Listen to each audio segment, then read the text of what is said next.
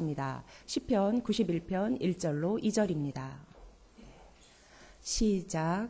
지극히 높으신 분의 비밀스러운 곳에 사는 자는 전능하신 그분의 그늘 아래 머물게 되리라.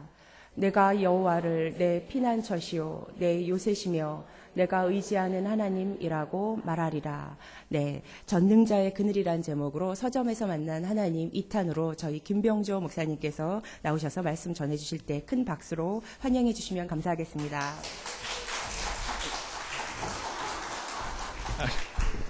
예, 마리아 양전 이후에 이렇게 많은 여성분들 앞에 굉장히 떨립니다. 예. 수요 여성 예배 있을 때는 저는 이렇게 어두운 곳만 이렇게 될 수 있으면 많은 여성분들과 마주치지 않으려고 이렇게 다니는데 오늘 이렇게 하나님께서 이렇게 그냥 한꺼번에 많은 분들을 뵙게 하는 것 같습니다. 예, 참 사랑하고 축복합니다. 예, 이 시대 가운데 하나님께서 우리에게 각자의 삶 가운데 주시는 하나님의 그 사명이 있고 그 사명을 완수하고 사명을 향해서 달려가기 위해서 하나님께서 우리 가운데 성령을 부으신 줄 믿습니다. 그 성령님께서 여러분의 인생을 아름답게 인도하실 줄 믿습니다. 오늘 이 서점에서 만나는 하나님이라는 제목으로 이렇게 말씀을 부탁받았을 때는 참 난감했습니다. 왜냐하면 한 번도 해보지 않았기 때문에 어떻게 해야 될까 고민하다가 제가 정말 많은 영향을 받았고 한국교회의 많은 지도자들이나 선교사님들에게 어떻게 보면 절대적으로 영향을 주었던 신앙서적인 전능자의 그늘이라는 책을 제가 선정하게 되었습니다. 아마 책 내용을 보면 한 사람의 일대기를 조명한 것이고 그 사람의 일기와 그리고 죽은 후의 행적에 관해서 이렇게 모아놓은 책이기 때문에 좀 지루할 수도 있고 그렇지만 우리가 걸어가는 신앙 여정에 관해서 많은 도움을 받을 줄 믿고 이 책을 선정하게 되었습니다. 그래서 제 마음 안에 좀 겸손한 마음이 생겼습니다. 하나님께서 어떻게 할지 모르겠지만 하나님께서 인도해 주셔서 짐 엘리엇에게 함께 하셨던 그 하나님의 은혜와 그 하나님의 사랑이 동일한 사명을 가지고 걸어가는 저와 여러분에게도 동일한 은혜를 주셨으면 좋겠다 하는 그런 조그만 소망이 생겼습니다. 잠시 기도하고 그리고 기도한 후에 영상을 잠깐 보고 그 다음에 말씀을 나누도록 하겠습니다. 사랑의 하나님 감사합니다.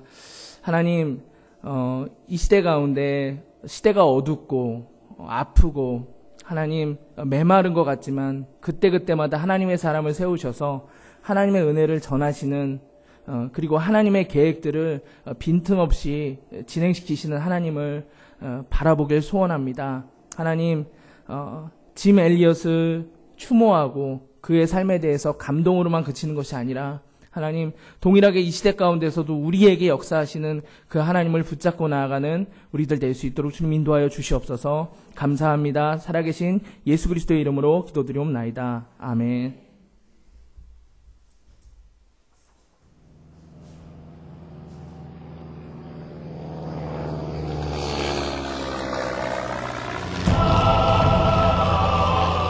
(1956년) 짐 엘리엇을 비롯한 5명의 젊은이들은 남미의 에콰도르라는 나라로 선교 여행을 떠났습니다.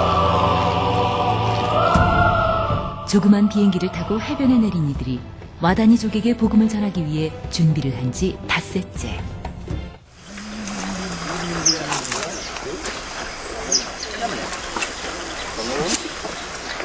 그러나 선교본부에서는 이들에게서 소식이 없자 그들을 찾기 위해 비행기를 보냈습니다.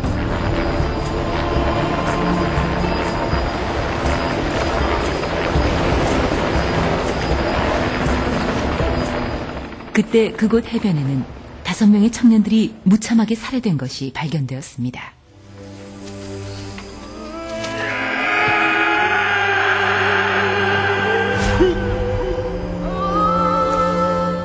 그러나 죽어있는 그들에게는 한 가지 이상한 점이 있었습니다.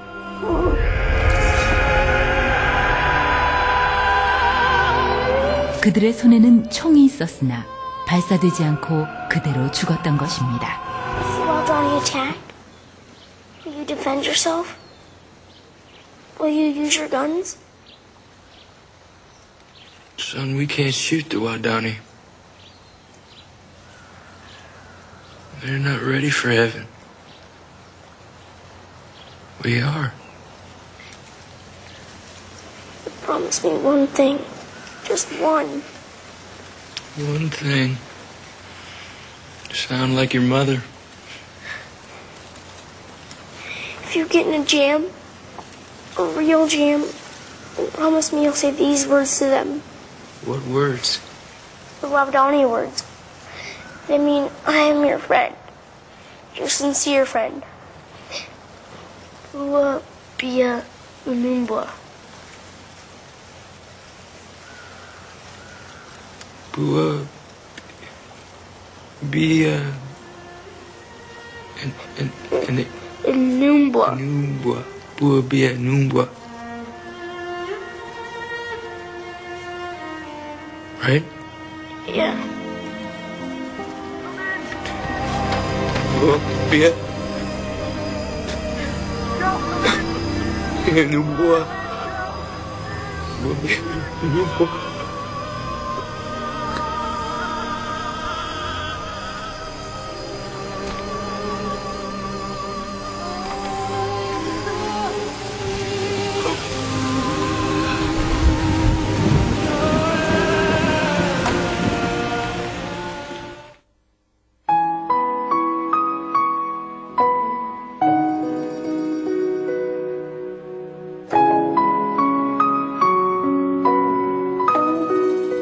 이후 라이프지와 타임즈는 이 사실을 보도하며 분노했습니다. 도대체 이 무슨 낭비인가?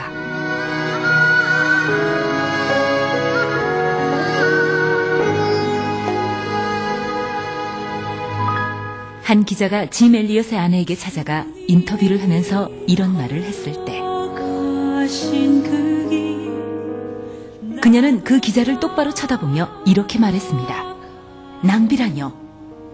남편은 어렸을 때부터 이 순간을 위해 준비했던 사람입니다. 그는 이제야 그 꿈을 이룬 것뿐입니다.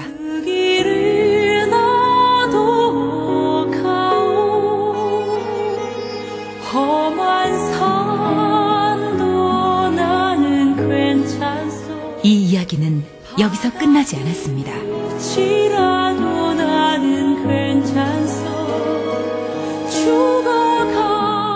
이 젊은이들의 아내 5명은 자신의 어린아이들을 부둥켜 안고 남편이 순교한 그 나라를 다시 찾아갑니다.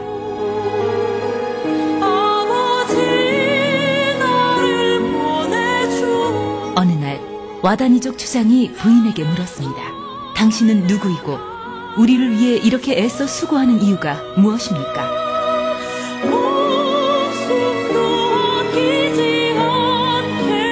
부인은 이렇게 대답했습니다. 나는 5년 전 당신들이 죽인 그 남자의 아내입니다. 그러나 우리가 여기 다시 오게 된 것은 바로 하나님의 사랑 때문입니다.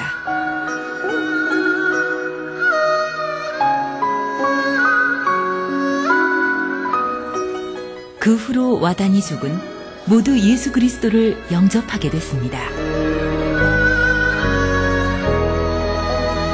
그리고 짐 엘리엇을 죽인 청년은 와다니족의 목사가 되었습니다.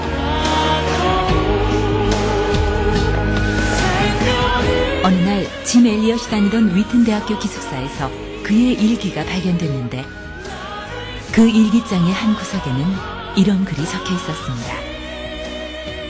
결코 잃어버릴 수 없는 것을 얻기 위해 지킬 수 없는 것을 버리는 자는 절대 어리석은 자가 아니다. 사람들은 그가 어리석다고 했지만 짐 엘리엇은 19살 때 이미 알았습니다. 우리의 영원한 생명을 향한 갈망이 결코 어리석은 것이 아님을.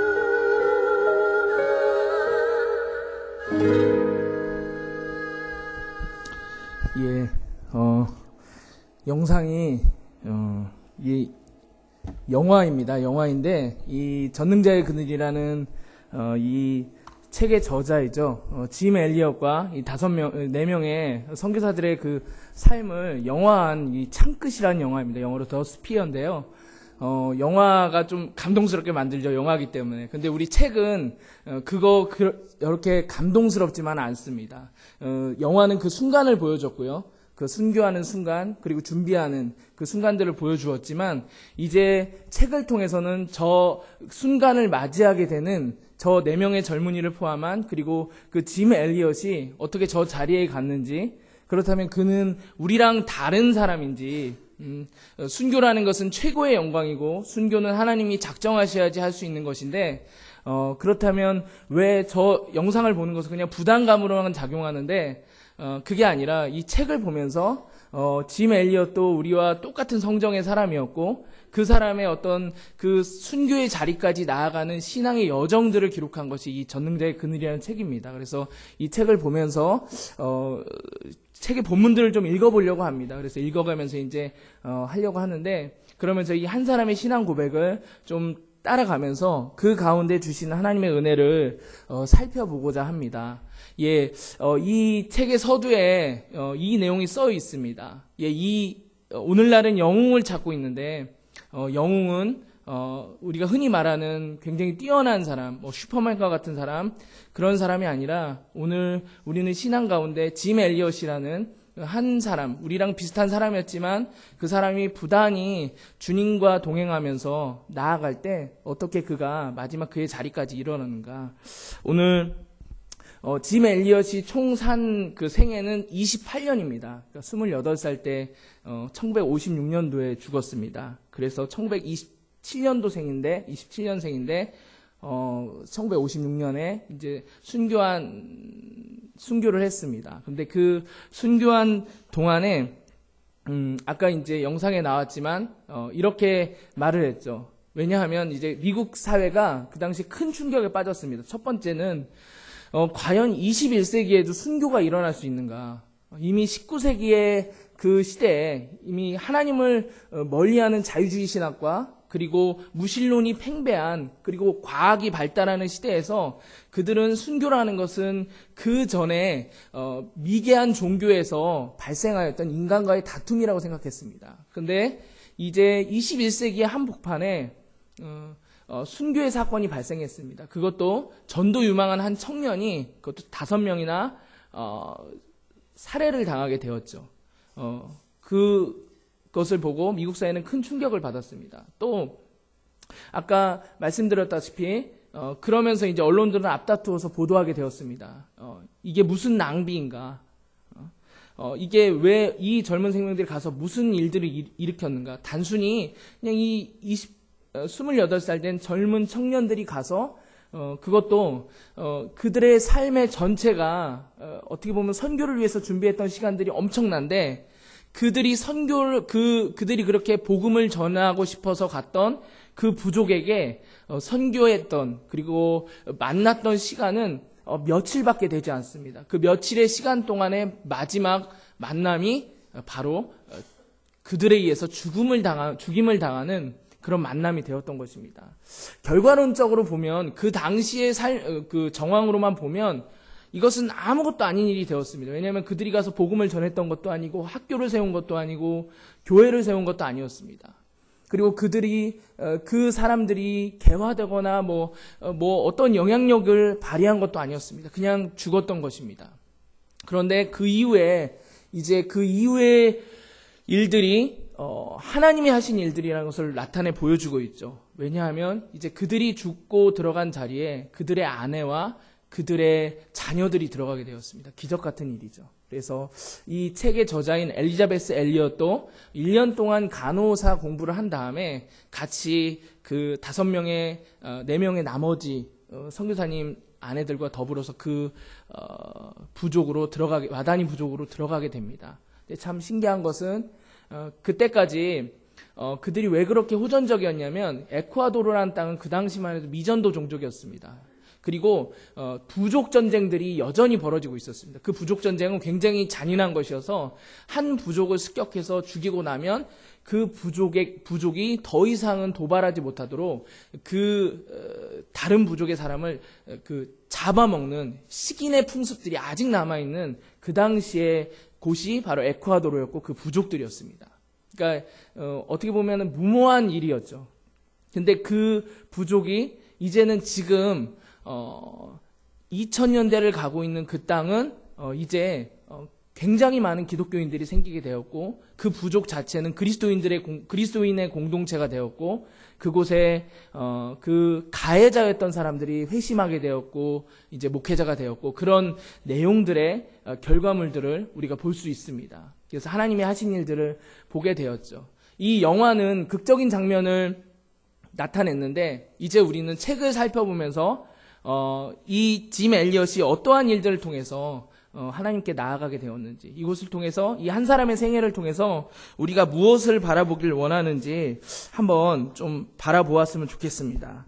예, 짐 엘리엇은 1927년도에 태어났죠. 1927년도에 태어나서 어디에서 태어났냐면 그 시애틀에서 태어났습니다. 그리고 사는 것은 포틀랜드에서 살았는데요. 아버지는 프레그 엘리엇이라고 그 회중교회의 순회 설교가였습니다. 그러니까 어려서부터 이제 집안의 가정이 복음을 나누고 그리고 말씀 가운데 있고 하는 그런 전통들이 있었던 가정이었습니다. 근데 짐 엘리엇의 생애에서 참 신기한 것은 많은 사람들이 그럽니다. 28살밖에 안 된 청년이 죽었고 그리고 이 발견된 일기 속의 내용들이 굉장히 고차원적인 신앙의 어떤 그런 내용들을 담고 있는데 과연 이 어린 청년이 그리고 어린 학생이었을 때 어떻게 이런 접근들이 가능할까 이렇게 이야기를 하는데 그것의 핵심은 바로 이것입니다. 짐 엘리엇은 어렸을 때 회심했습니다. 그 회심한 이후에 이제 그 삶이 어떻게 됐냐면 그 삶이 하나님을 따라가는 삶, 이제 하나님으로부터 옮겨지는 삶, 하나님에 의해서 주도되는 삶으로 살아가기 시작했다는 것입니다. 이 짐 엘리엇의 삶이 굉장히 고생스러운 삶이기도 했고 아니면 여러 가지 그 방황과 그 신앙 안에서 하나님을 추구하는 데 따르는 여러 가지 그 감정적인 것들의 싸움이기도 하지만 그것을 살펴보기에 앞서서 우리가 먼저 살펴봐야 되는 것은 무엇인가? 이것은 회심한 이후에 가능했다는 것입니다. 그러니까 모든 그리스도인의 삶은, 모든 순교자의 삶은, 그리고 모든 믿음의 사람들의 삶은 무엇으로부터 가능한가? 무엇으로부터 전제되는가? 바로 복음을 받아들이고 복음 가운데 회심한 것으로부터 시작된다는 것입니다. 물론 그 가정의 가풍이 기도를 하고 그 부모의 기도가 있었고 여러 가지 성경을 가리키는 성경 교사인 아버지가 있었지만 정말 중요한 핵심은 무엇인가? 그 짐 엘리엇이 어렸을 때 복음을 받아들였다는 것입니다. 그리고 그 삶을 걸어갔다는 것입니다. 물론 그의 삶이 순교의 삶으로 마감되었지만 그가 걸어갔던 삶은 무엇보다도 아름답게 신앙의 여정을 걸어갔던 것을 볼 수 있습니다. 오늘 이 책을 살펴보면서 제 안에 좀 강력한 도전이 생겼습니다. 우리에게 가장 큰 그 짐들이 있다면, 어려움들이 있다면 바로 우리 자신이 아닐까 싶습니다. 우리의 사는 삶은, 이 세상에 살아가는 삶은 사실은 우리 한 사람의 생애를 감당하기에도 참 버거운 생애죠. 근데 여기 이제 많은 이제 어머니들이 계실 것이고 이제 가정을 꾸려 나가시지만 참 얄궂게도 한 사람의 생애를 감당하기에도 어려운, 나 하나의 연약함만을 감당하기도 어려운 생애가 바로 나의 삶인데 여기에 가족이 덧붙여지고요. 가족보다 더 덧붙여지는 게 바로 자녀가 덧붙여진다는 것에 참 많은 것을 느끼게 됩니다. 어떻게 하나님께서 나 하나도 감당하기 어려운 연약한 사람에게, 나 하나도 거룩한 삶을 살아가기가 쉽지 않은 나 같은 사람에게 어떻게 자녀를 붙여주셨을까? 그리고 다른 사람들을 붙여주셨을까? 근데 이 짐 엘리엇의 생애를 보면서 가장 좀 강력한 도전이 들어오게 되었습니다. 그 도전은 바로 무엇인가? 그냥 조그만 예이지만 그 자녀라는 그 하나님께서 맡겨주신 것들, 그리고 나의 삶 가운데 맡겨주셨던 사명들, 그 사명을 내가 복음 이전에 그것들이 왔다면 그것은 짐이라는 것입니다. 그런데 오늘 이 짐 엘리엇의 생애를 보면서 그래, 복음은 내가 살아가는 인생이 아니라 하나님에 의해서 움직여지는 삶인데, 그렇다면 그래 이 짐 엘리엇과 같은 삶, 또 아니면 우리의 인생에 무수히 많은 고난과 고초와 어려움을 겪어가면서 사는 삶 가운데 우리가 무조건 붙잡아야 되고 절대적으로 붙잡아야 될 어떤 그런 핵심적인 것은 무엇일까 봤더니 바로 회심이라는 것입니다. 자녀도 마찬가지인 것 같습니다. 저도 예전에 이제 그 청소년이랑 사역을 했고 지금 청년들이랑 사역을 했는데, 정말 그 삶의 그 문제들이, 그 가정의 문제들이 함께 들어올 때는 감당할 수 없을 만큼 그 가슴이 무너져 내리고, 어떻게 그 하나님 앞에서 며칠 동안을 끙끙거리면서 저도 해결하지 못하는 그 문제를 갖고 끙끙거렸던 적이 있었던 것 같습니다. 물론 지금도 그런 것 같고요. 정말 가장 어려울 때는 거룩한 삶을 살아가는 그 여정을 보고 참 감사하고 했는데, 어느 한순간 죄에서 무너져 내리고 어떤 낙심에 빠져서 신앙의 길을 등을 돌리는 그 모습을 볼 때, 그 모습을 바라보는 일들은 너무나 어떨 때는 고통스럽기도 했습니다. 근데 하나님께서 올해 저에게 주신 굉장히 큰 도전이 있습니다. 그것은 너의 짐을 내려놓으라는 것입니다. 그리고 그 짐을 내려놓는 가장 큰 방법은 무엇이냐면 바로 그들에게 복음을 전하는 것입니다. 그들이 회심하는 것입니다. 짐 엘리엇의 생애를 보면서요, 짐 엘리엇이 회심하고 난 이후부터 이 부모님과 짐 엘리엇은 어떤 다른 하나님의 길을 걷는 것을 볼 수 있었습니다. 그러니까 부모님이 포기한 건 아니고요. 복음을 받아들였다는 것은 이제 그 사람의 인생을 하나님께서 인도하신 것으로 볼 수 있습니다. 오늘 이 책을 보면서 그냥 저와 여러분이 한 가지 도전을 받기 원하는데, 여러분 사랑하는 자녀에게 복음을 전하는 그때가 우리에겐 절대적으로 필요한 것 같습니다. 그 자녀들이 복음으로 회심하지 않는 이상은 그 자녀는 우리도 감당하기 힘든 인생의 짐을 지고 가는 우리에게 짐이 하나 덧붙여지는 것이고, 우리가 걸어왔던 계속해서 그 시행착오를 겪었던 그 인생들에 관해서 똑같이 대물림 될 수밖에 없는 그 일들을 소경을 인도하는 일로 밖에 할 수 없을 것 같습니다. 그렇지만 오늘 이것을 바라보면서 다시 한번 저와 여러분이 좀 도전받기 원하는 것은 무엇인가? 사랑하는 자녀들에게 언제 복음을 전할 것인가? 사랑하는 자녀들이 언제 회심할 것인가? 사랑하는 자녀들이 언제 그 회심함으로써 그들의 인생을 내가 이끌어가는 것이 아니라, 부모가 이끌어가는 것이 아니라 이제 하나님이 이끌어가시는 그 인생을 살아가게 될 것인가? 그리고 그 자녀에게 맡겨진 하나님의 사명을 감당할 수 있을 것인가? 이렇게 우리가 올 한 해 기도하는 한 해가 되기를 주님의 이름으로 축복합니다. 이 복음을 전하는 역사는 가정에서 이루어져야 합니다. 교회에서 이루어져야 되기도 하지만 정말 중요한 것은 그 자녀가 복음을 받아들이는 것입니다. 그 복음의 회심 가운데 이제 인생을 걸어가게 되는 것이죠. 그리고 그 복음의 회심 가운데 이제 짐 엘리엇이 10대일 때부터 그 하나님께서 인도하시는 삶을 살아가게 되는데, 그 짐 엘리엇의 생애 가운데 몇 군데의 그 변화가 있습니다. 첫 번째는 그 시애틀과 포틀랜드, 그 미국 북서부에서 그 자택 주변에서 살면서 부모님과 아니면 친구들과 관계하면서 살았던 시기가 있고요.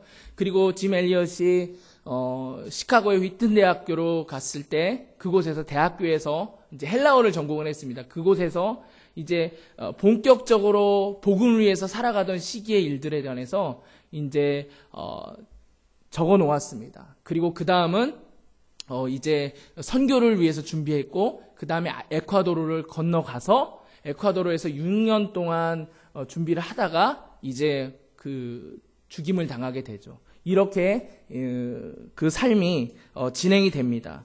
그 짐 엘리엇의 삶은요, 이제 어렸을 때부터 경건한 삶을 살았죠. 근데 여기서 경건하다는 것은 어떻게 저런 아이가 있을 수 있지? 그렇게 생각할 수 있지만, 이제 본격적인 회심이 일어나고 복음에 대해서 받아들여짐이 있고 난 다음에 이제 짐 엘리엇이 이제 그 하나님이 붙잡으시는 것에서 도저히 나올 수가 없는 것입니다. 그러니까 본인이 경건한 성향이어서 하나님을 붙잡고 나아간 것이 아니라 짐 엘리엇을 붙잡으신 하나님의 사랑이 너무 컸기 때문에 그 하나님께 순종하게 되었고, 그리고 그 순종함으로 하나님 안에 거한다는 것을 본인이 체험해 나가는 시기였습니다. 그리고 이 짐 엘리엇의 그 일기를 보면서 어떤 신성한 것들이 나타나지 않습니다. 그 신성한 것들이 나타나지 않는다는 것은 무엇인가? 짐 엘리엇 가운데 무수히 많은 낙심들이 있었고요, 시행착오들이 있었고, 소명에 대해서 흔들릴 때가 있었고, 그런 것들을 바라볼 수 있었습니다. 그러면 그때 어떻게 이 사람을 하나님께서 붙잡아 주셨는지, 그것에 대해서 이 책에서 우리는 바라볼 수 있었습니다. 그 짐 엘리엇의 이 책을 보면서요, 제가 이제 책의 본문을 좀 읽도록 하겠습니다. 그 신앙의 싸움들을 싸우고 있는데, 이제 복음 전도자로서 전도를 하고 복음을 전하고 있는 중에 계속해서 좀 낙심이라는 문제, 그리고 회심하지 못한 영혼들에 대해서 정말 마음 아파하면서 본인의 능력에 대해서 어려워하는 그 시기들을 볼 수 있었습니다. 그래서 이렇게 짐 엘리엇이 했던 그런 기도들이 있고 그 말들이 있는데요, 제가 좀 읽으면서 나아가도록 하겠습니다. 아버지, 저로 약해지지 않게 하소서. 일시적인 모든 것들을 붙들었던 손을 놓게 하소서. 제 생명, 제 명예, 제 소유, 주님 꽉 쥐고 있는 손에 긴장을 풀게 하소서. 아버지, 매만지는 사랑까지도 잃게 하소서. 제가 아끼던 해롭지 않은 갈망을 손에서 놓았다가 매만지는 손길로 다시 쥘 때가 얼마나 많은지 모릅니다. 차라리 제 손을 펴 갈보리의 못을 받게 하소서. 그리스도께서 그리하신 것처럼 말입니다. 그렇게 모든 것을 놓음으로 저 또한 지금 저를 얽매이고 있는 모든 것에 노연하고 벗어나게 하소서. 주님은 뭔가 손에 붙잡을 것을 생각하신 것이 아니라 천국을, 하나님과의 동등됨을 생각하셨습니다. 저도 그렇게 손을 놓게 하소서. 요즘 영혼의 싸움이 심하다. 하나님이 세상을 돌보신다는 진리에 회의가 든다. 복음에 대한 그분의 능력의 증거가 미약하기 때문일 것이다. 어제 아침에는 내 남은 믿음의 사실에, 특히 그리스도의 부활에 기초한 것임을 깨닫고 큰 위로를 얻었다. 그분이 죽은 자 가운데서 살아나지 않았다면 내 믿음은 헛것이다. 그리고 또 다른 고백입니다. 아버지, 저로 분기점 같은 사람이 되게 하소서. 제가 접하는 사람들을 결단의 기로로 이끄소서. 저는 직선도로의 표지판이 되고 싶지 않습니다. 저를 갈림길로 삼아주소서. 그리하여 사람들이 제 안에 계신 그리스도를 보고 어느 쪽으로든 하나를 택해야만 하게 하소서. 짐 엘리엇이 지금 몇 개의 문장을 읽었는데요, 우리가 이 짐 엘리엇이 걸어간 이 책의 내용을 통해서 우리가 바라보기 원하는 것은 바로 이것입니다. 짐 엘리엇 안에 굉장히 많은 영혼의 싸움들이 있었습니다.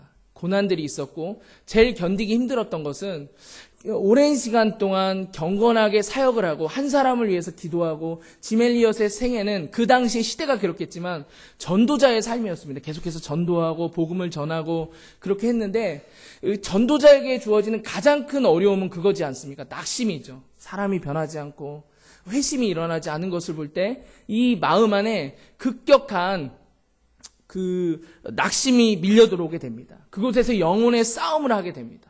그리고 아직은 젊은 청년이기도 하고 또 인간이기 때문에 겪는 여러 가지 연약함들이 있습니다. 본인이 겪게 되는 고난들, 그리고 너무 감정적으로 본인이 메말라지는 것들, 그리고 어려워지는 것들에 대해서 어떻게 보면 여러분, 짐 엘리엇은 순교했지만 미국에서의 삶은, 그의 복음 전도자의 삶은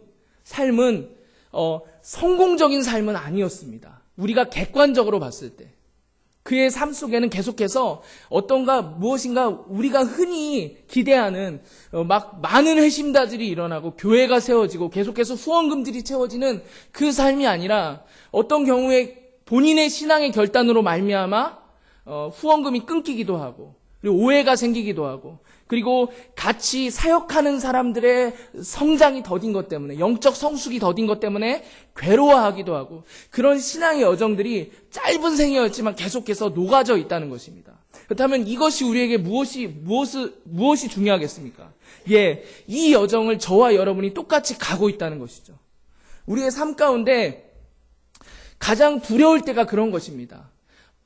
짐 엘리엇이 겪었던 것처럼 어떤 나의 믿음의 처음은 굉장히 하나님의 사랑이 뜨겁게 부어지고 계속해서 정말 짜릿하고 뭔가 계속해서 일어나는 것 같고 막 그런 엄청난 역사들에 막 귀 기울이고, 사실 영화를 제가 볼까 말까 굉장히 고민을 많이 했습니다. 왜냐면 저거 보면 막 너무 극적이거든요. 막 음악도 죄송하지만 제가 편집한 게 아니라 너무 이렇게 그 신금을 울리는 그 아쟁이라고 해야 되나? 찡찡찡찡 하는 거, 그걸로 해갖고 그거를 의도한 게 아니었는데 제가 이렇게 어쩔 수 없었습니다. 예.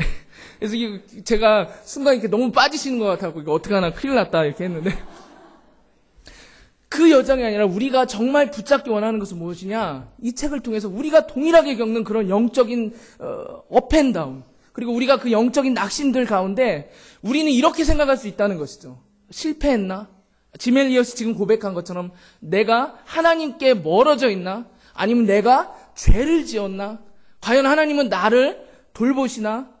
하나님이 나를 왜 이렇게 몰아붙이시나? 할 때가 있죠.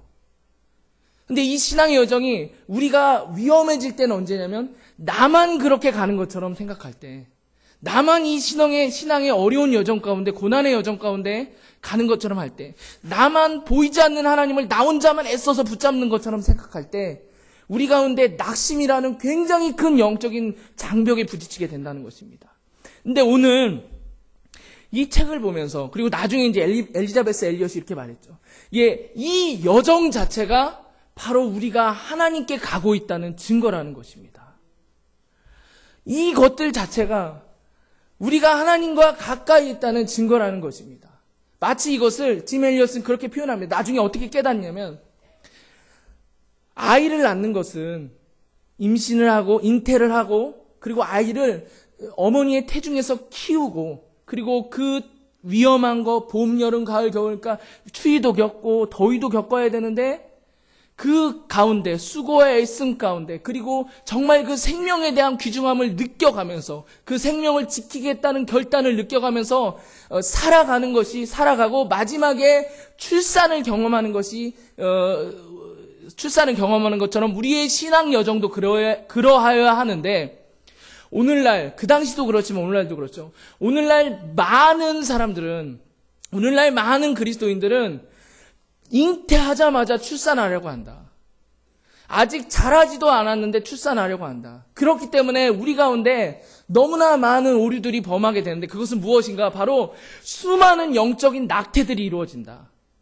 어떤 낙태냐면, 내가 하나님 앞에서 정말 하나님께 순종하고 기다리고 그 하나님의 뜻 가운데 정말 하나님의 뜻을 붙잡기 위해서 계속해서 하나님을 추구하고 그 온전한 사랑 가운데 발견하여져서 내가 온전한 출산을 하여야 되는데, 그 기간을 인내하지 못하고, 그 기간 가운데 내가 하나님의 뜻을 발견하지 못하고, 아니면 그 기간 동안에 하나님의 뜻이 무엇인지도 모르는 많은 사람들에 의해서 하나님의 열매가, 새 생명이 출산하지 못하고 영적인 낙태가 이루어지는 것이다라고 짐 엘리엇은 고백하고 있습니다. 그러면서 이제 이 여정 자체를 우리가 하나님께서 우리가 함께 하시는 것에 대해, 함께 하시는 여정이라는 것을 보았으면 좋겠습니다. 그리고 우리가 믿고 의지하며 나아갔으면 좋겠습니다. 조금 이따 이제 좀 말씀을 살펴볼 터인데요. 사랑하는 여러분, 우리가 오늘 각자의 우리가 고난이라는 상황에 들여다보면, 그리고 자신의 어떤 신앙의 그 여정들을 비교라는 관점으로 보게 되면 우리에게는 가장 큰 두려움이 뭐가 생기냐면, 첫 번째 외로움의 두려움이 생기고, 그다음에 그것 가운데 생기는 것이 하나님으로부터 내가 소외되었다는 그 소외의 감정이 생기기 쉽습니다. 근데 오늘 이 예배를 통해서 다시 한번 주님께서 저와 여러분에게 회복시켜 주시기 원하는 것이 있습니다. 바로 무엇이냐? 그것 가운데 하나님을 발견하는 여러분 되기를 주님의 이름으로 축복합니다. 여러분, 그 삶의 여정, 우리가 그 계속해서 붙잡히게 되는 그 여러 가지 일들에 관해서 여러분, 그것을 나의 관점으로 그냥 나의 시선만으로 바라보는 것이 아니라 이제 그 싸움을 통해서 여러분 하나님의 관점을 발견하게 되는 그 승리를 얻는 여러분 되기를 주님의 이름으로 축복합니다. 그래서 계속해서 이제 짐 엘리엇 가운데 이런 싸움들이 있었고, 그러니까 이 신앙의 여정들을 보면 싸움이 있었다가 또 하나님께서 부어주신 은혜로 감사했다가 계속해서 그런 여정들을 걷고 있습니다. 또 하나 살펴보면요, 10월 1일입니다. 오늘 아침 하나님의 얼굴을 구하는 내 속에 평안이 밀려온다. 또 오셔서 먼 데 있는 너희에게 평안을 전하고 주 예수님 십자가 위에서 멀고 가까움의 원리를 없애버리신 주님께 감사드립니다. 주님은 저를 가깝게 이끄시려고 하나님께 밀려나고 버림받으셨습니다. 은혜 모두가 은혜입니다. 근데 참 어렵게 10월 3일이에요. 마음이 무겁고 슬프다. 내 차가움, 불성실, 열매 없음 때문이다. 오, 나는 얼마나 궁핍하고 공허한 자인가. 영광 중의 왕을 배울 준비가 돼 있지 않다. 오늘 밤 그분을 만난다면 부끄럽다. 그래도 주님은 자비롭게 말씀하셨다. 심령이 가난한 자는 복이 있다. 너가 오늘 행복할 것이다. 예. 불과 며칠 사이에 이렇게 계속해서 그 믿음의 여정 가운데 감정 변화들이 일어납니다. 그렇다면 이 짐 엘리엇이 율법적인 사람일까요? 예, 그렇게 우리에게 또 한 가지 우리가 경계해야 될 것은 무엇인가? 우리에게 가장 큰 신앙의 적은 이원론입니다. 어떤 한 사람에 대해서 이 사람은 율법주의자야, 이 사람은 은혜주의자야. 인간의 삶 속에는 모든 게 다 나타납니다. 여러분, 우리가 절대적으로 고백해야 될 것은 무엇인가? 인간에게는 절대적인 선이 없고요, 절대적인 악이 없습니다. 우리가 신앙생활하면서 교만이라고 하는 것은 무엇이냐면 내가 절대적인 선을 갖고 있다고 생각할 때 교만합니다. 심지어는 은혜를 말하는 자 안에도 놀라운 교만과 율법이 도사리고 있을 수도 있고요, 율법을 말하는 자 안에 놀랍게도 하나님을 향한 추구들이 있을 수 있습니다. 인간 안에는 그런 것들이 다 내포되어 있다는 것입니다. 우리 안에 계속해서 신앙의 여정들을 보면 어떨 때는 은혜의 때도 있는 것 같고 율법의 때도 있고, 근데 그거로만 바라보면 여러분, 우리에게 소망이 없죠. 그렇지만 우리에게 소망이 있는 것은 무엇이겠습니까? 하나님은 변하지 않는다는 사실입니다. 하나님은 굳건히 서 있다는 사실입니다. 그래서 오늘 이 짐 엘리엇의 이런 저작들을 읽으면서 우리가 주의해야 될 것은 무엇이냐면, 물론 책입니다. 그렇기 때문에 관점이 있고요, 이것은 성경이 아니기 때문에, 말씀이 아니기 때문에 받아들일 부분은 받아들이면 되고요, 아니면 아닌 것입니다. 그렇지만 또 하나 우리가 좀 더 믿음의 성숙을 가지고 발견했으면 좋겠는 건 무엇이냐? 우리 안에 있는 이원론을 극복했으면 좋겠습니다. 혹시 절대적인 선의 영역으로 내가 지금 교만해 있는 건 아닌가?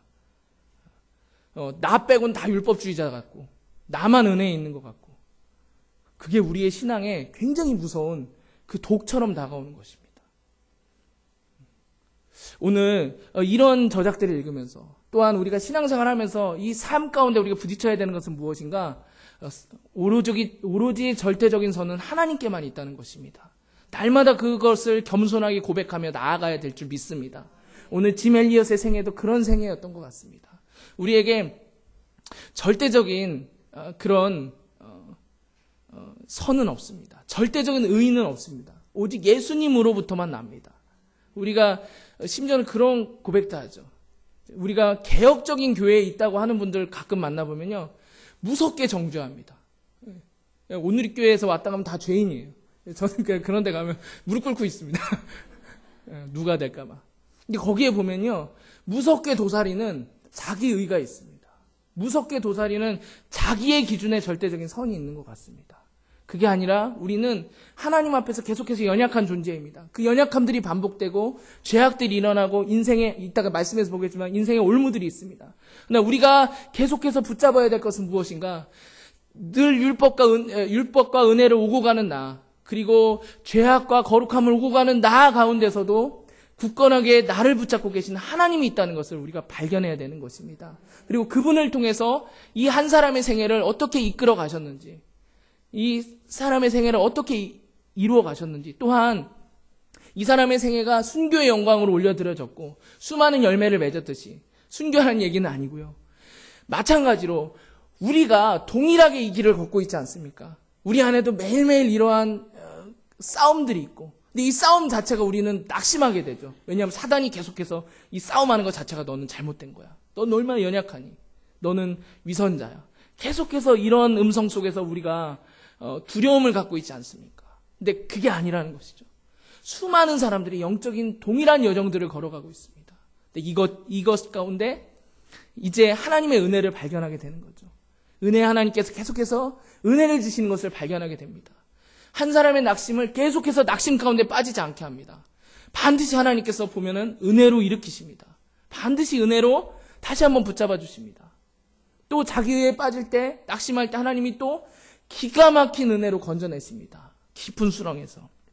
그래서 이제 계속해서 짐 엘리엇을 이 책을 읽어보면요, 이제 믿음의 성숙의 단계들이 이렇게 이어집니다. 이제 진짜 맨 처음에 회심 가운데는 정말 은혜 가운데 있다가 정말 열심을 냈습니다. 그리고 무엇인가 이루어진 것 같다가 또 안 됩니다. 푹 꺼졌다가, 그리고 이제 좋았다가 나빴다가 이런 과정을 이어지다가 이제 온전한 고백을 하는 시기가 이어집니다. 여기서 이제 온전한 고백을 할 때 이 사람이 시를 좀 많이 썼습니다. 이해해 주십시오. 그래서 제가 읽겠습니다.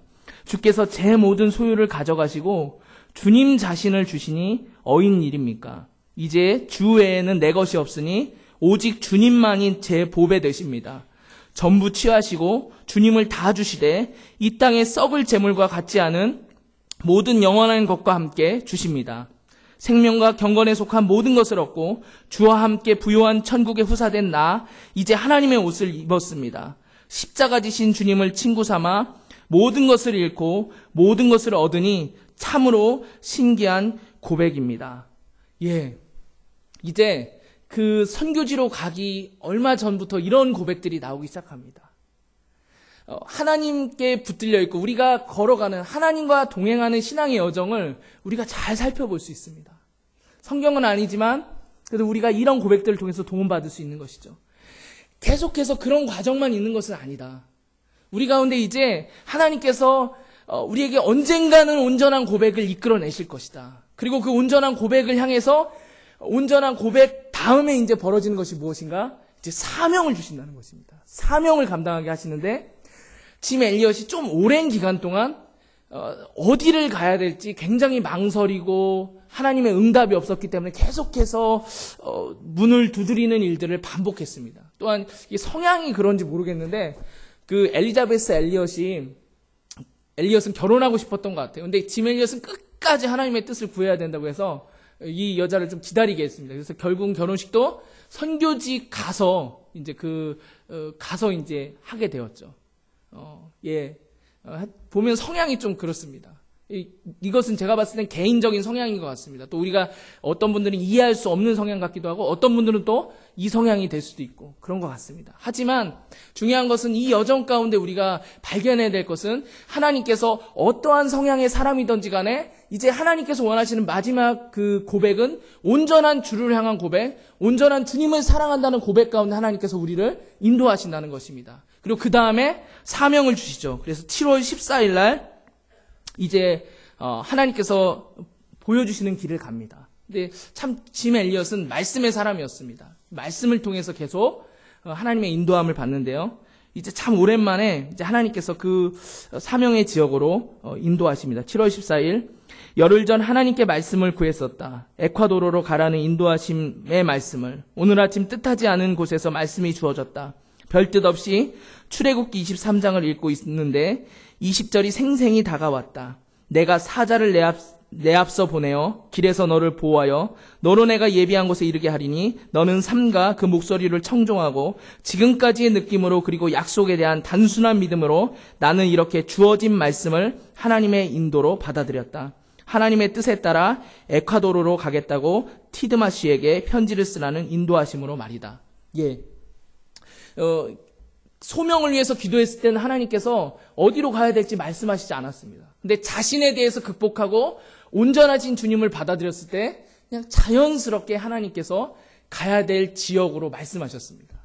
또한 우리가 저는 이것을 통해서 우리가 한 가지 좀 교훈을 얻기 원합니다. 우리의 이제 믿음의 여정도, 우리의 기도 생활도, 우리 신앙의 어떤 목적도 이 가운데 우리가 많이 유사한 점이 있죠. 우리는 어떤 소명에 대해서, 우리가 얻어야 될 것에 대해서, 우리의 연약함을 극복하는 것에 대해서 초점이 맞춰서 계속 기도합니다. 아니면 우리의 어려움에 대해서 계속해서 기도할 때, 그 기도할 때는 계속해서 하나님의 응답이 더딘 것을 볼 수 있습니다.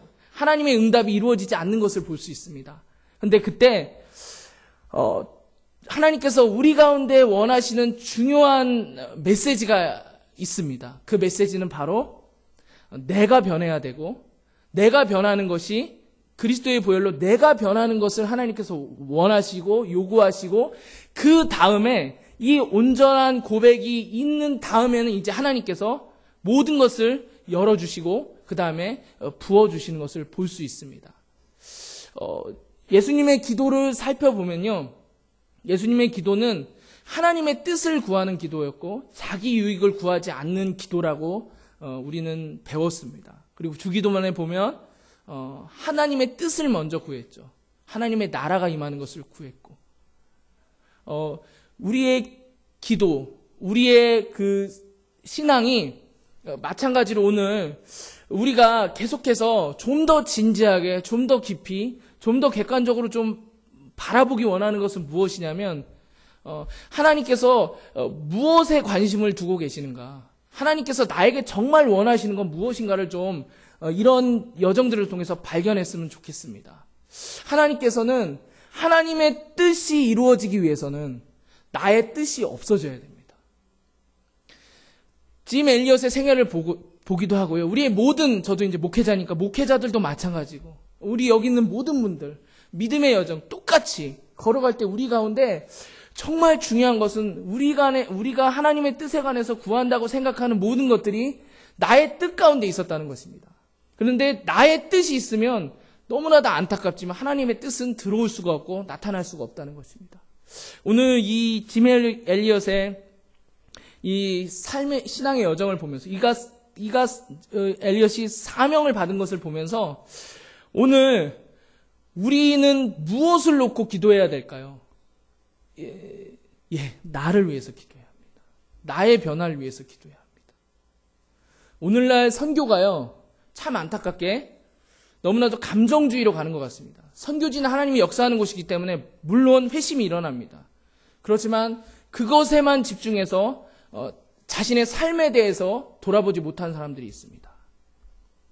하나님께서 원하시는 것은 그곳 땅에서의 변화는 하나님이 주권적으로 일으키시는 것이고, 짐 엘리엇이 선교사였기 때문에 중요한 것은 그곳을 향해 가는 그 사람의 인격적인 변화, 그리고 내면의 변화, 온전히 하나님께만 올려드리는 변화를 원하신다는 것입니다. 그렇기 때문에 우리 이 문제가 있기 때문에 오늘날 죄송하지만 저도 거기에 포함이 되고요, 수많은 선교 중독자, 예배 중독자들을 양성하는 것입니다. 죄송합니다, 이런 표현을 써서. 근데 오늘날 이 현대교회의 신앙생활에 반드시 짚고 넘어가야 될 아주 중요한 문제라는 것입니다. 하나님께서는 계속해서 나의 변화를 요구하고 계시는데 그 나의 변화를 외면하고 다른 감정적인 걸로 계속해서 채워가려고 합니다. 그 수단이 놀랍게도 세상 사람들 술 마시고 뭐 그러는 것 같고 비슷한 형태로 하나님의 가장 고귀한 도구가 이용된다는 것입니다. 근데 오늘 짐 엘리엇을 보면서요, 우리가 온전한 사명으로 나아갈 수 있는 것은 무엇인가? 내 안에 내 뜻이 없어지고 그리스도의 온전한 사랑만이 가득 찰 때 온전한 사명의 길로 나아갈 줄 믿습니다. 사랑하는 여러분, 그렇다면 여러분의 시선이 혹시 짐 엘리엇이 이런 표현을 했습니다. 우리 신앙생활의 가장 큰 적인데 바로 무엇이냐면 군중과 그리고 사람들 수다라고 이런 표현을 했습니다. 내가 진지하게 나에 대해서 살펴봐야 될 그 시기를 하나님께서 원하고 계시는데 그것을 자꾸 스킵하고 혹시 군중 속에 수다 속에 내가 매몰되어 있지는 않는가? 여전히 계속해서 내가 그곳을 떠나서 내 안에 나의 교만들, 나의 의, 나의 악함들을 그리스도의 보혈로 다시 바라보고 십자가 안에서 다시 새롭게 되어야 되고, 그 가운데 하나님의 온전한 뜻이 내 안에 있어야 됨에도 불구하고 여전히 나는 중독자처럼 군중의 중독, 수다의 중독, 그리고 어떤 자극적인 것에 대한 중독들, 그리고 사람의 중독으로 가서 하고 있지는 않은가, 우리 이 현대교회가 살펴봐야 될 것 같습니다. 사랑하는 여러분, 오늘 여러분에게 하나님께서 주신 그 십자가에서 바라보는 여러분의 모습을 바라보실 때 여러분 그 십자가의 뒷길이 사명의 길이 될 줄 믿습니다. 여러분 오늘 이 예배 가운데 기도할 때 그 사명의 길을 모두 발견하시는 여러분 되기를 주님의 이름으로 축복합니다. 그리고 이제 짐 엘리엇이 했던 몇 가지 고백들인데요. 주옥 같은 고백들이라 그냥 제가 좀 이렇게 몇 가지 나눠보기 원합니다. 이런 말 했습니다. 많이 들어보셨을 것입니다. 영원한 것을 얻고자 영원할 수 없는 것을 버리는 자는 바보가 아니다. 보배도 하나, 시선도 하나, 주님도 하나면 된다.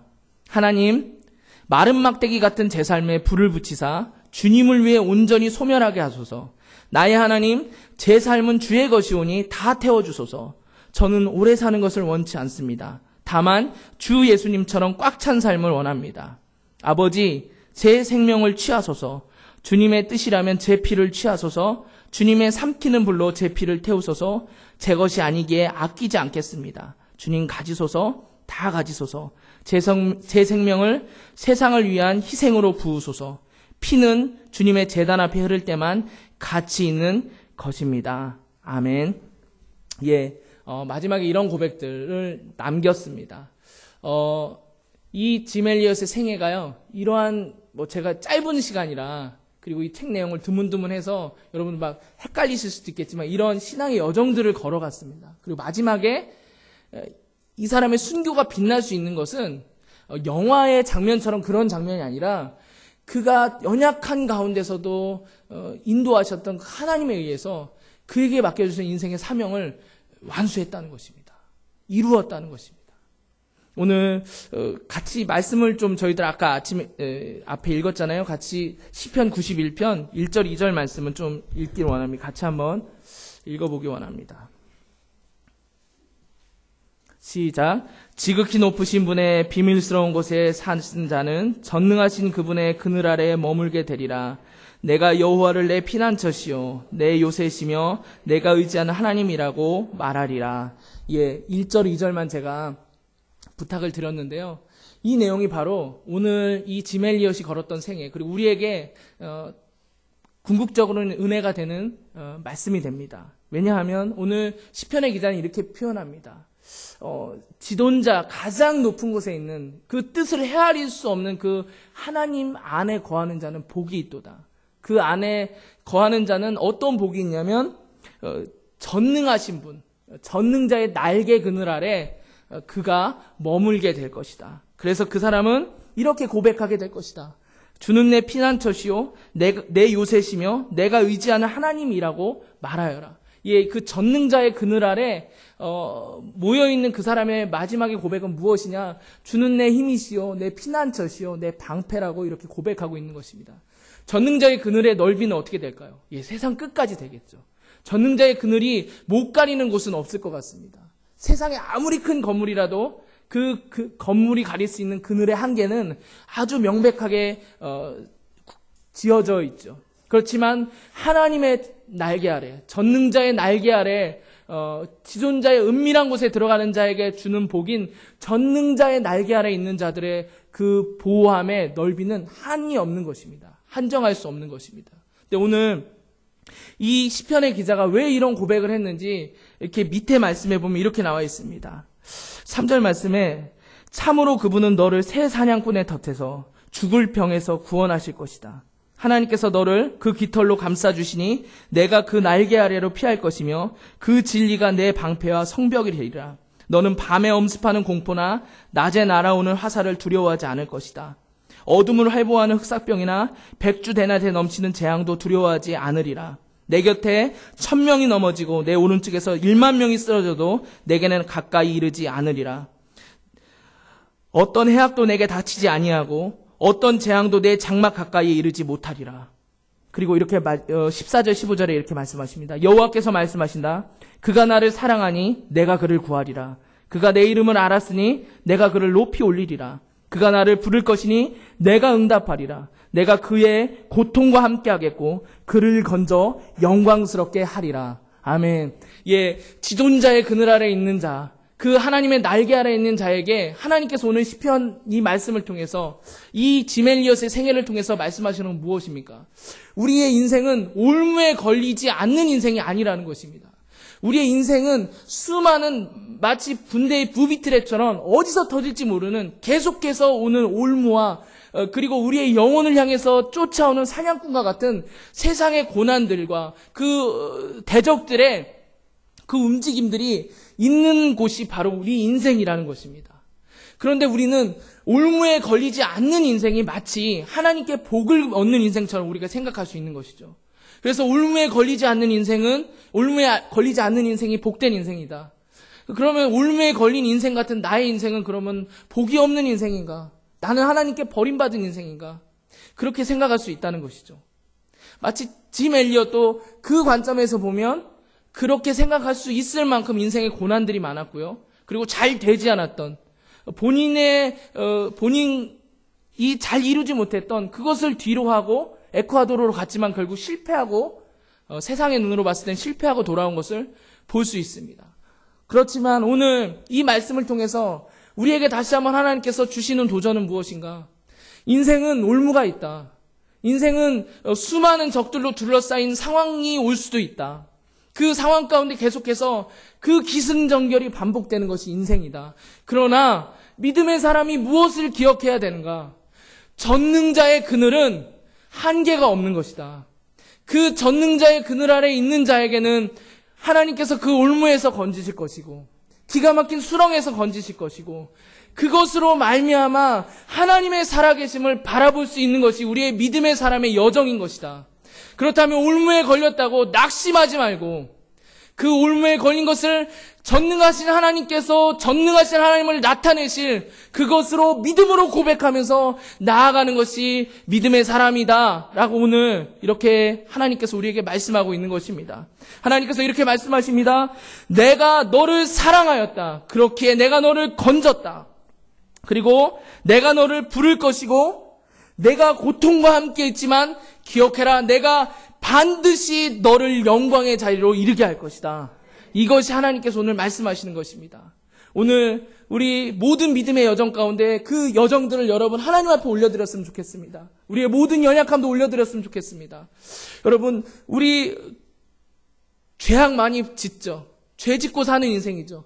그것 때문에 낙심하지 말라는 것입니다. 죄를 둔감히 여기라는 것이 아니라 우리 인생이 그런 인생이 완전한 인생이 아니라는 것입니다. 그렇지만 그것들을 통해서 우리가 오늘 바라보기 원하는 것은 무엇인가? 완전한 하나님을 바라보라는 것입니다. 지극히 높은 곳, 헤아릴 수 없는 그 뜻이 머무는 그곳에 계신 분이 우리의 하나님이시며 그분의 날개 그늘 아래 있는 자에게는 반드시 주는 나의 힘이시오 나의 방패이시오 내가 수렁에 있든지 지옥에 있든지 사망의 음침한 골짜기에 있든지 주는 나를 건져내실 분이시오라는 신앙 고백을 받으실 수밖에 없는 주님이 우리 주님이시라는 것입니다.